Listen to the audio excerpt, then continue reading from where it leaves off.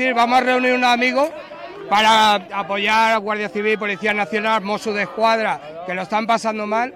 Y mira, de un compartir hemos conseguido reunir esa gente.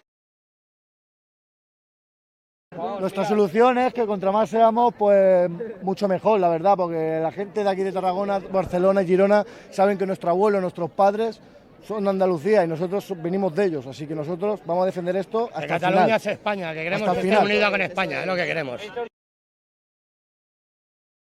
Venimos a apoyar a la Guardia Civil, a la Policía Nacional, a los Mossos de Escuadra, a la Guardia Urbana, porque esta es nuestra tierra. Hemos nacido en Andalucía, pero esto es Tarragona y esto es Cataluña, que no tenemos nada, pero no tienen derecho a estar lo que están haciendo, porque esto ya está bien, hombre, ya está bien de que nuestros hijos, nuestros nietos, en nuestros colegios, todos los días, todas las tardes, ¿veis que a Cataluña? ¿Veis que esto? Venga, y porque un chavalín o una chavalita lleve una camiseta, España ya le digan que es macho, o le digan esto y lo otro. Aquí no hay entrenamiento ni nada de nada. O se comportan o esto así.